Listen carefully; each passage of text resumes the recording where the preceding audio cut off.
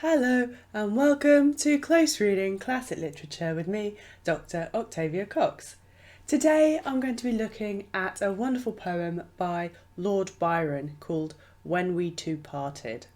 Is it a love poem? Is it a poem of hate? Is it a poem of jealousy? Certainly a bitter poem, and I'd like to explore and analyse that in a little bit more detail today. I'm going to start with a quick background of the poem to give some historical context. Particularly I'm going to focus on some of the biographical details, so details about Byron's life and the woman concerned in the poem. Who was she? Who is the poem about? I'm then going to go through and close read the poem. I'm then going to analyse Byron's use of rhythm in the poem because I think that's particularly interesting, and I'm going to focus especially on his use of accentual verse and what the effect of accentual verse is on the poem. And I'm going to consider also the withdrawn stanza of the poem, which mentions the woman in particular, explicitly mentions the woman concerned.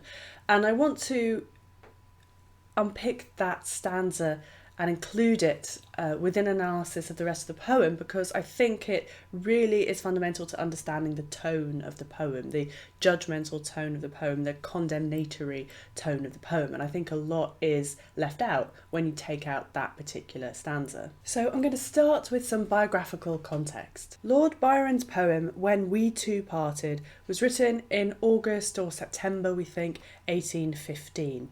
And it was published the next year in 1816 in his volume called Poems. It was an edited version of the poem, however, that anonymised the lady concerned. The lady concerned was one Lady Frances Caroline Wedderburn Webster, quite a mouthful of a name, with whom Lord Byron had had a brief, apparently platonic but emotionally tense affair in late 1813. Lady Frances was the wife of a long-term friend of Byron's, James Webster, also known as Bold Webster, that was his nickname. What prompted Byron to write the poem was gossip about Lady Frances's subsequent apparent affair with the Duke of Wellington in Paris in 1815.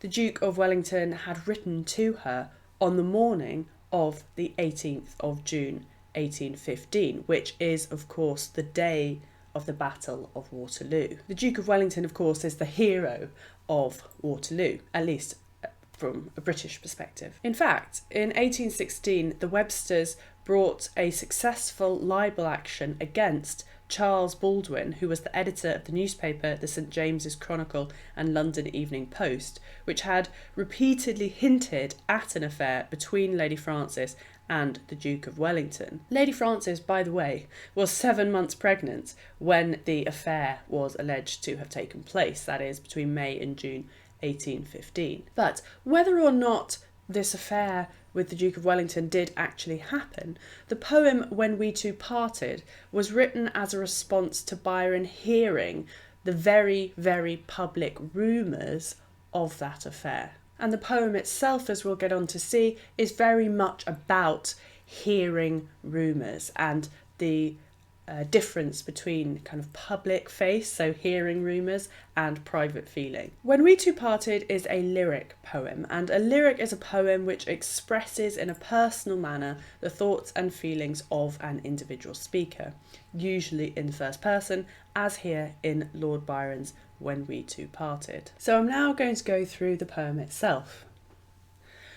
Now, to start with the title, When We Two Parted, we should already see that something is a little bit off perhaps in the relationship between these two people, because there is the we, which suggests unity, and there is the two, which suggests individuals. So when we two parted, that's a different emphasis from if it had just been when we parted, because that would highlight or suggest a sense of unity. But already in saying when we two parted, it's already hinting at the idea that they are two individual people who are going their separate ways. When we becomes two. So you might say then it's sort of already, their relationship is already in some sense contradictory from the very beginning of the poem, from the very title. When we two parted in silence and tears, half broken-hearted to sever for years, pale grew thy cheek and cold, colder thy kiss, truly that hour foretold sorrow to this. So established in this opening chapter is a lot of sibilance, which is S sounds. So in silence, you've got two S sounds just in that one word. In silence and tears, S there. Sever, I think going through kiss and sorrow. There are a lot of S sounds even in just this first stanza, and later in the poem in stanza 2, the sibilance, the S sound will come to the fore again when I hear thy name spoken and share in its shame. So the S sound there becomes a kind of whispering sound perhaps, which we'll get onto when we get there. Half broken hearted. We've got the slight repetition in half and hearted, but the question is sort of brought up here, which half is broken-hearted? Is he suggesting that she is not broken-hearted at all, or are we already seeing here at the beginning of the poem that he is not perhaps quite as heartbroken as he might present himself as being? Pale grew thy cheek and cold, colder thy kiss. So we've got consonants here, which is a repetition of consonant sounds, and the cheek, cold, cold, kiss, those are quite hard sounds. And in fact we can see this as almost palindromic because we've got the K, C, C, K, cheek, cold, colder, kiss. And these hard sounds are kind of echoing the hardness that the speaker of the poem feels that I'm going to assume it's that he has been kind of treated with, how this woman, Fanny, has treated him. And what he particularly seems to object to is her treating him with coldness. And actually we know from Byron's own letters that that was one of the things that he really couldn't bear in the women that he had affairs with, was when they started to become cold. He didn't like that at all. He liked hot women. He would get bored with them quite easily, but he liked them to be hot. He didn't like it when they began to turn cold and kind of turn the other cheek on him. He kind of resented if they turned cold on him, which we can definitely see in this poem, as we'll get on to. I will, when we get on to talk about accentuated verse, I will highlight as well how there are two emphases here in the word cold. So we have the sounds of the cold, the consonants of the cold sound, and also the rhythm, and how the rhythm is emphasises the word cold too. So moving on then to stanza 2. The dew of the morning sunk chill on my brow. It felt like the warning of what I feel now. Thy vows are all broken, and light is thy fame. I hear thy name spoken, and share in its shame. So at the beginning of the stanza, we've got a kind of repetition of the K-C sound, sunk, chill, which is bringing in the idea again of the coldness, cold, colder, and now chill. We've also got a movement from the past to a reflection on the speaker's present feelings. So it felt like the warning of what I feel now. And the full stop then comes at the end of now, and that's when we move into the present tense. Thy vows are all broken. That's moving in to the present tense. The vows here, it's not clear whether the vows refer to the marriage vows, so she's broken her marriage vows because she's married and she's having an affair with him, or he's talking about their vows together that she has now apparently broken as well. And perhaps the plural suggests that he's talking about both of those things, and we'll see later in the poem he talks about, that she's faithless and cheats many different people. So the way that Byron moves between past, present and future in the poem is quite interesting because it's quite cyclical, and it's a poem of repetitions quite often. So repetitions of sound, so I was talking about the palindromic sound, so you've got a kind of sense of repetition there, but also that you start with the speaker saying, when we two parted in silence and tears, and you come back to the idea of being with silence and tears at the end of the poem. And also in the final stanza, of course, you've got the consideration of the future. If I should meet thee, what should I do? I think there's also a kind of sense of excess from the speaker here. Thy vows are all broken. You know, every vow you've ever made is broken, he's saying. I think also we can see that he's very much laying the blame at her. Thy vows are broken.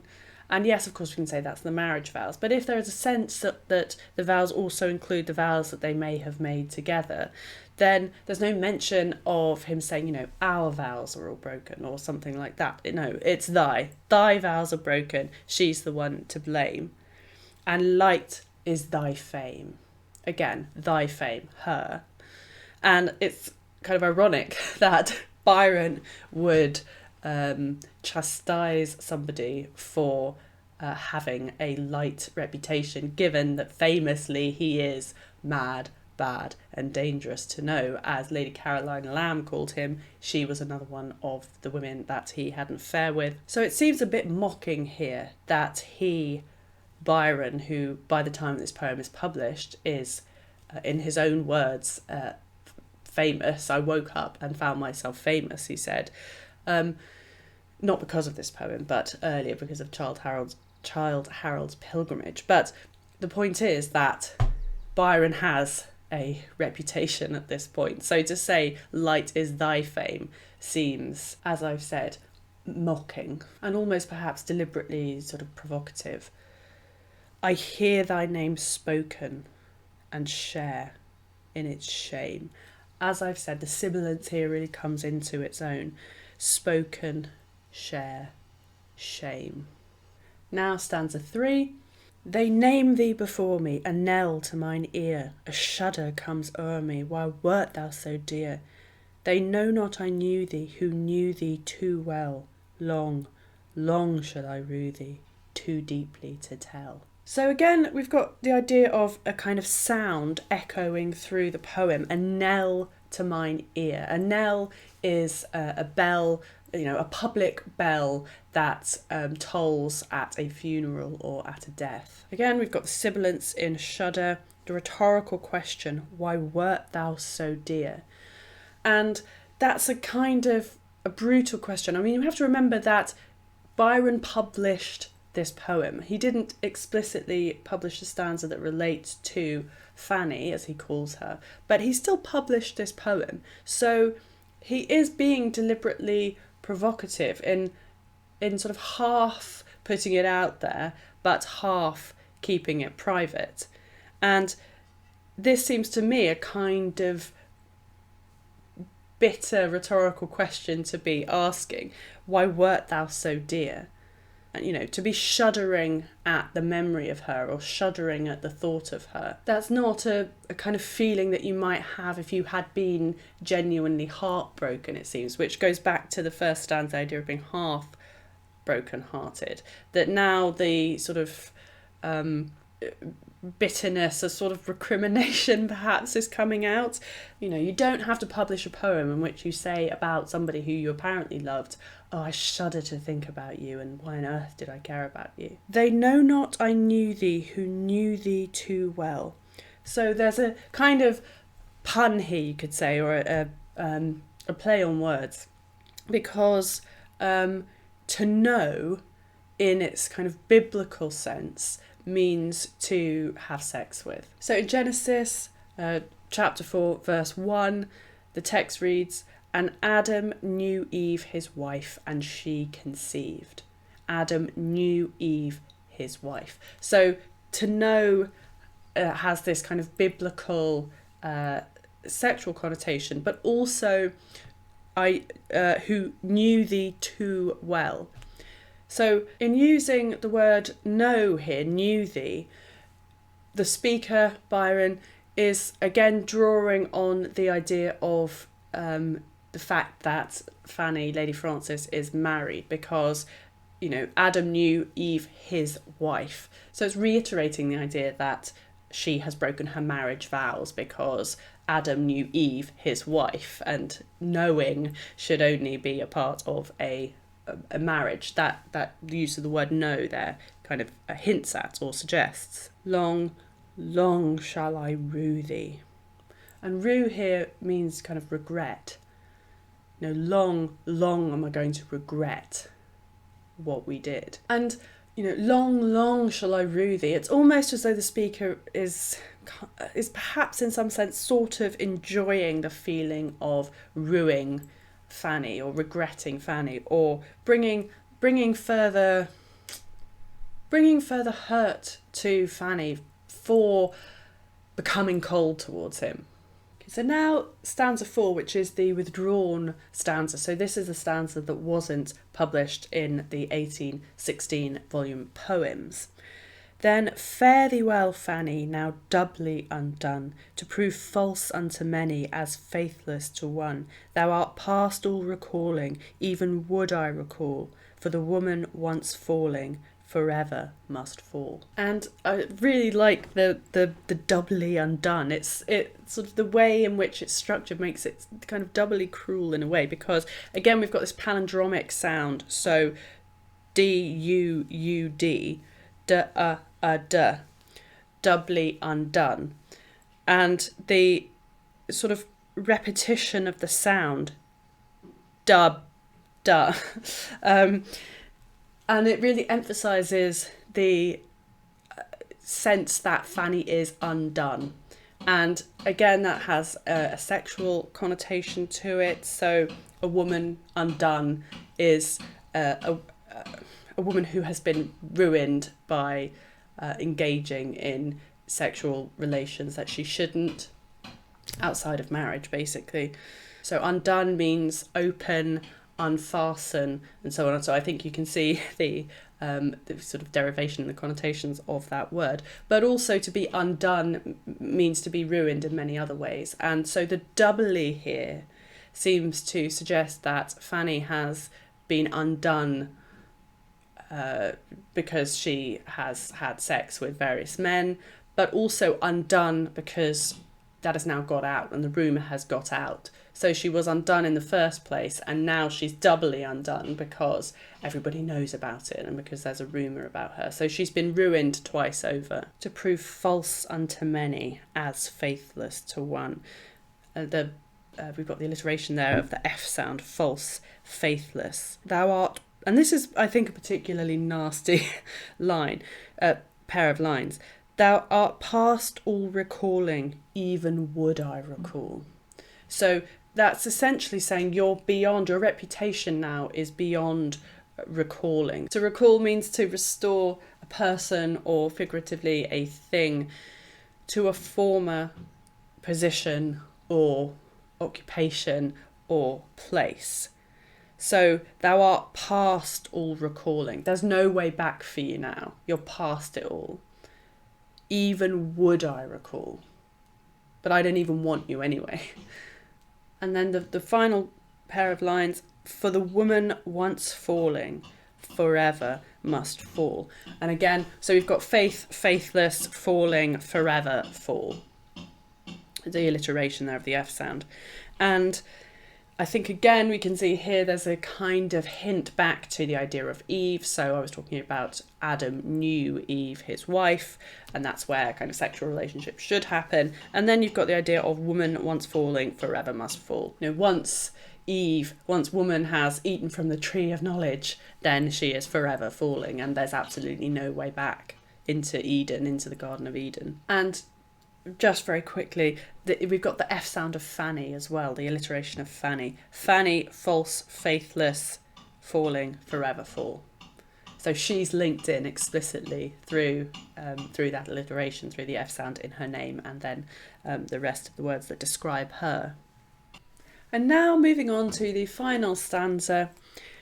In secret we met, in silence I grieve, that thy heart could forget, thy spirit deceive. If I should meet thee, after long years, how should I greet thee? With silence and tears. So in the opening pair of lines we have anaphora. So in secret we met, in silence I grieve. And The first line you can see is in the past tense, and the second line then is in the present tense. So again, we've got this movement between past and present, as if he's kind of constantly going over it again and again in his head and remembering his kind of bitterness. So in secret, in silence, that's the anaphora, the repetition of the same beginning of a section. And you can see here in the opening of the final stanza that we've got a kind of repetition of the same form that we had in the opening line and in the title, when we two parted. And here in secret we met, in silence I grieve. So it's that movement between the united we to the two separate individuals. And here he's just thinking about his own grief. In silence I grieve. And again, we've got the sibilants, which I was talking about, so secret and silence. And again, the idea of silence is going to be picked up in the final line as well. We've got the repetition in the form at the end of the stanza as well. If I should meet thee, how should I greet thee? So the should, meet, e sound, and then thee. And this stanza, in the manuscript version at least, comes just after the stanza that explicitly mentions Fanny. And I think you can see the bitterness, which is clearer, I think, when you see the harshness of the stanza that is removed in the published version, because he's talking about his own grief and her deception. That's his real focus. I grieve, thy heart could forget, thy spirit deceive. And again, we've got sibilants, spirit, deceive. You know, he's really condemning her here, that she has deceived him. And really fundamentally, you know, it's in her spirit that she is a deceiver. So I'm now going to analyse in closer detail the poem's rhythm, which I think is a really important way of understanding kind of one of the fundamental meanings of the poem, which is, as I've said, about this difference between public and private. So the form of the poem fundamentally is accentual verse. That's the rhythm of the poem. So accentual verse, as defined in the Oxford Dictionary of Literary Terms, is verse in which the metre is based on counting only the number of stressed syllables in a line, and in which the number of unstressed syllables in the line may therefore vary. Most verse in Germanic languages, including Old English, is accentual, and much English poetry of later periods has been written in accentual verse, especially in the popular tradition of songs, ballads, nursery rhymes, and hymns. So Byron uses accentual verse in When We Two Parted, and the poem's lines vary in terms of the syllables between 4 and 7 syllables. But in accordance with accentual verse, each line has 2 stressed syllables within it. So I'm just going to read through a couple of the stanzas now to show the accentual verse in action, and you can see the importance of the stressed words. So the words that have the accent on them, just pay attention to those, because those really are the important ones. And in fact, the poem almost makes sense without the kind of intervening words, just with the stressed words. The dew of the morning sunk chill on my brow. It felt like the warning of what I feel now. Thy vows are all broken, and light is thy fame. I hear thy name spoken, and share in its shame. So you can see that the importance of the kind of stressed, of the emphasised words there, particularly, for example, in that last couple of lines, I hear thy name spoken, and share in its shame. Share and shame are the words that are really emphasised there in the rhythm. And that's true. So that stanza, the lines are fairly rhythmical in that it's 6 syllables and then 5 syllables and then 6 syllables and then 5 syllables. But this accent of 2 per line is also true in the lines of 7 syllables and the lines of 4 syllables. So I'm just going to read through the final 2 stanzas so you can see what I mean. Then fare thee well, Fanny, now doubly undone, to prove false unto many, as faithless to one. Thou art past all recalling, even would I recall, for the woman once falling, forever must fall. In secret we met, in silence I grieve, that thy heart could forget, and thy spirit deceive. If I should meet thee, after long years, how should I greet thee with silence and tears? So you can see that in the lines which only have 4 kind of syllables to them, after long years, that still has 2 accented beats in it, as do the lines that are made up of 7 syllables. So thou art past all recalling, still has 2. And that's a big difference, 4 syllables and 7 syllables. So as I've said, within the poem, the established accentual verse is 2 stressed beats per line. But having said that, this is broken at 2 moments in the poem where there seem to be 3 stressed beats in the line.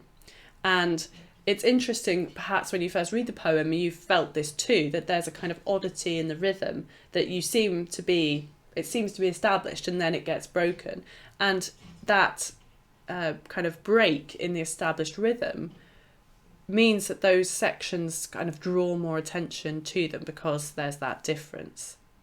And it draws attention, but it also draws a sense of, in the reader or the reader aloud of the poem too, of that moment being slightly awkward and difficult to negotiate. And that often suggests that it's an emotional moment that's difficult to negotiate too.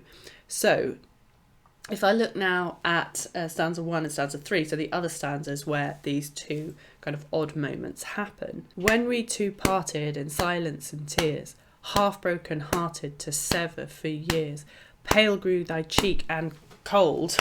So pale grew thy cheek and cold. Are we supposed to accent the cold too? It's not quite clear.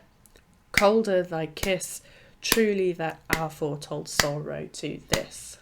And then in the 3rd stanza, they name thee before me, and knell to mine ear. A shudder comes o'er me, why wert thou so dear? They know not I knew thee, who knew thee too well. Long, like, are those supposed to be kind of emphasised?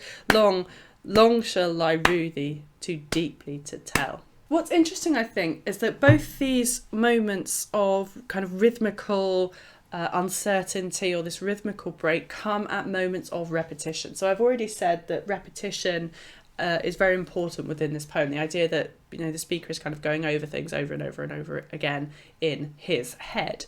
And as I've said explicitly, these moments of repetition are also highlighted by the uncertainty in the rhythmical stress too. In long, that's an example of epizeuxis, as it's called. And epizeuxis is a kind of immediate repetition of the same word without any intervening words. So long.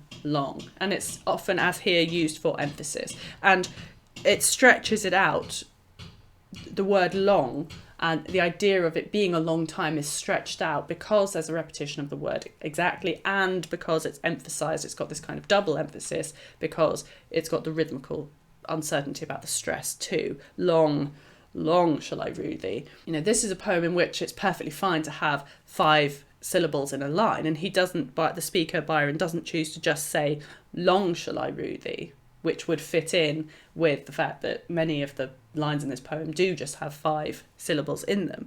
So it's a deliberate choice to put in this extra long to emphasise the length. Also in this poem, we've got another kind of example of repetition, which is polyptoton.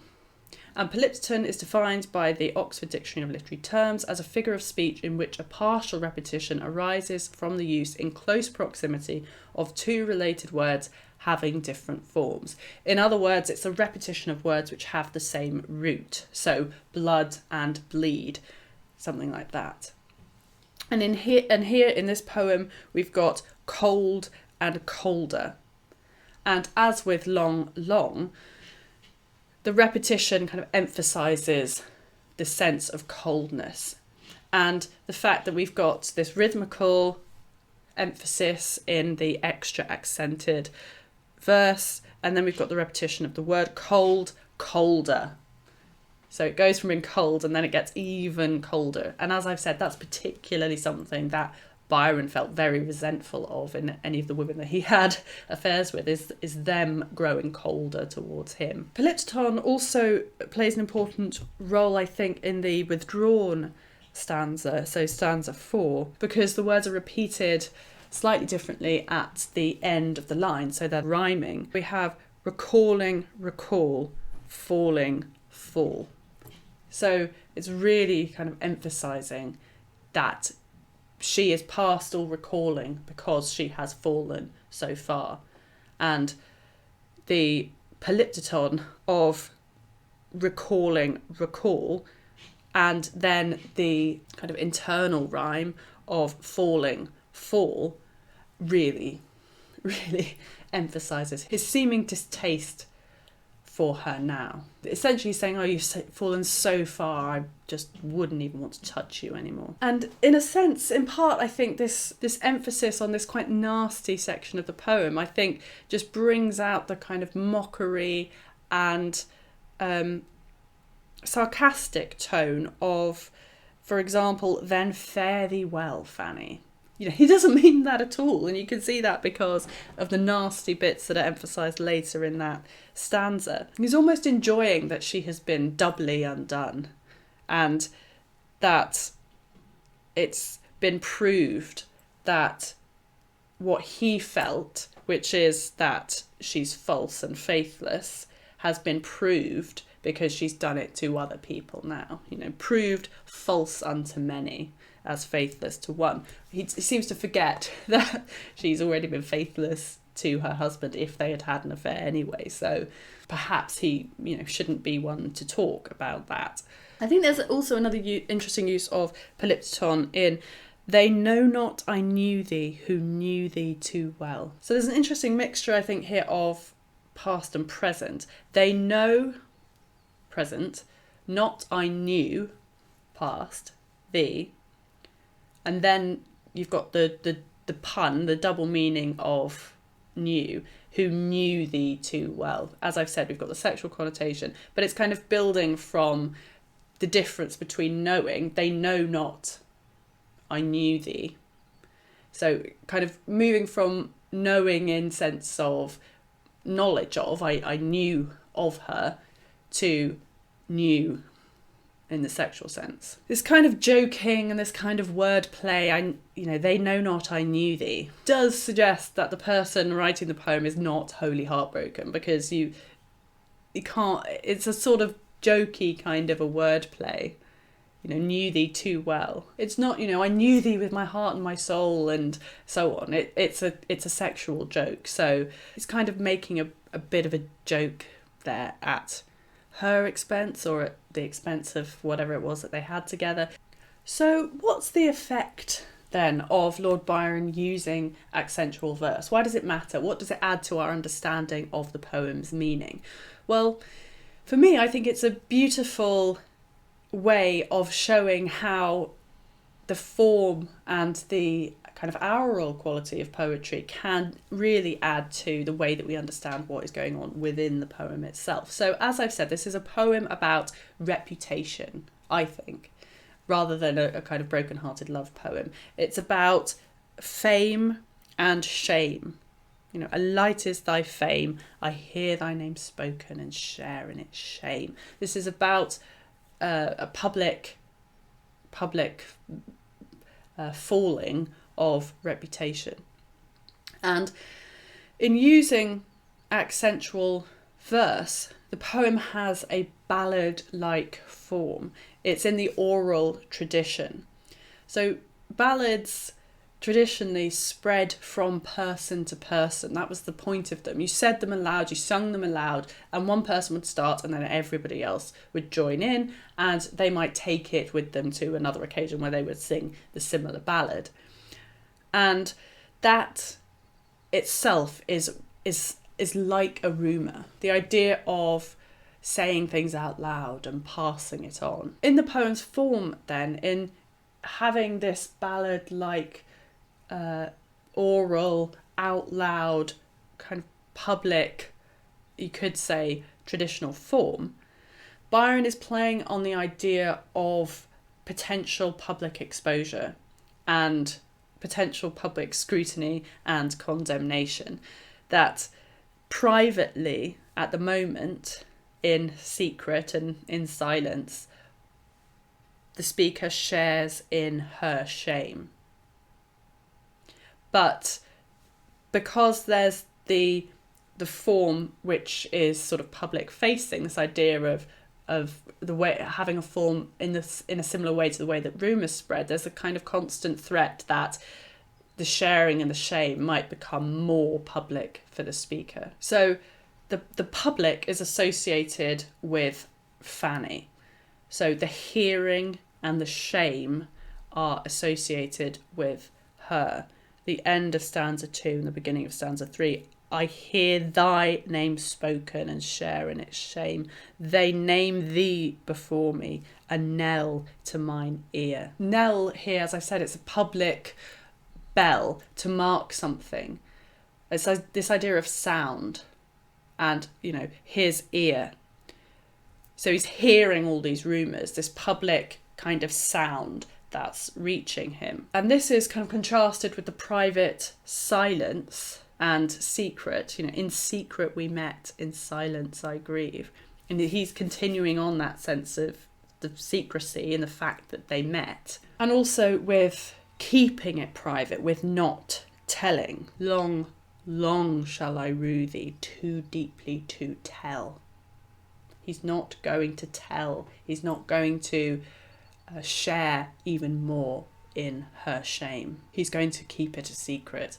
The poem's rhythmical form, then, of When We Two Parted, encompasses the tension between the public and the private, and the constant threat of public exposure for the speaker, which would mean that the speaker would share even more in Fanny's shame.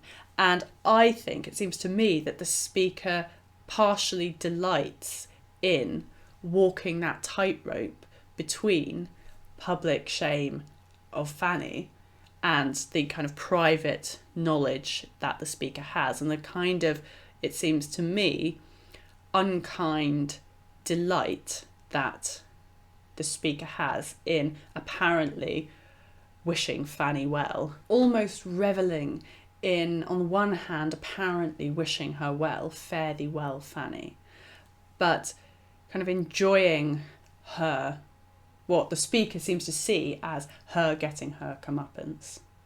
Thank you very much indeed for watching. Remember, if you like what I do here on my channel where I analyse classic literature, then do subscribe. And if you have liked the video, then do press the like button. It does help me out, as I've said many times before, in YouTube's algorithm. And I'd love to know your thoughts about this poem. What do you think Byron's tone is? Let me know your thoughts in the comments below.